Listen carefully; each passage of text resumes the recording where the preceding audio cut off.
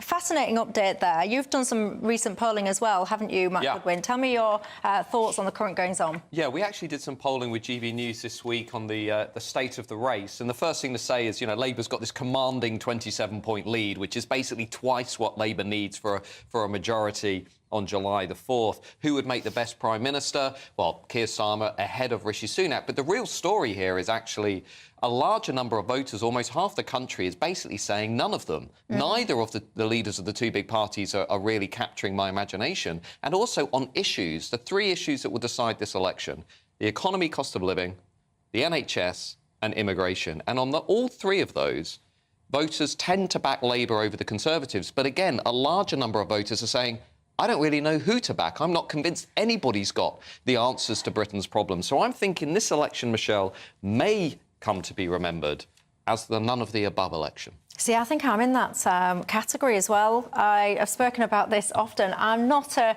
regular voter. I must confess, viewers of my programme know this already, Nina.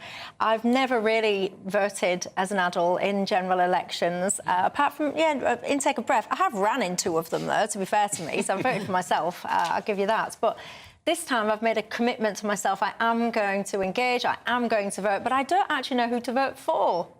Well, the thing is, you have to weigh up the odds and see who's going to make the best fist of it, because the country is in a complete shambles. It's been destroyed. As far as I'm concerned, the Tories have raped this country over the last 14 years. Nothing works. Our rivers are polluted, the NHS is crumbling, our courts are clogged, our prisons are full.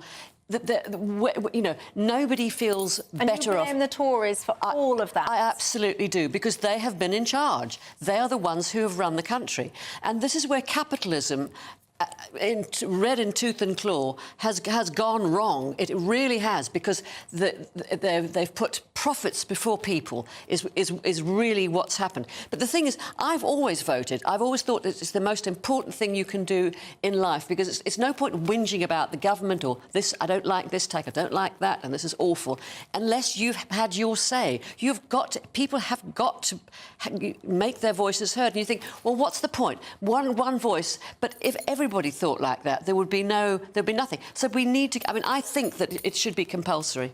Well, I would just briefly, if I can, come back on that one point. Yes, the Conservatives have got a lot of things wrong. Agree with you.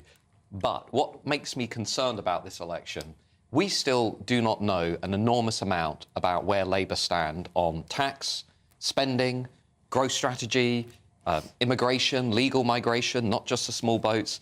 And well, no, soon, though. They're going to deliver their manifesto soon. Yeah, I'm thinking that Keir Starmer... Remember, a lot of voters don't know who Keir Starmer is. Absolutely, I was running a understand focus group in Stoke-on-Trent about 2 months ago. 12 people around the table. 3 of them didn't know who Keir Starmer was. So we exaggerate how much people tune into politics. But he's going to have to define who he is and what he believes over the next 6 weeks. He could have a good campaign. He could have a terrible campaign. So I think there's going to be a lot actually hinging on what happens on the Labour side here too.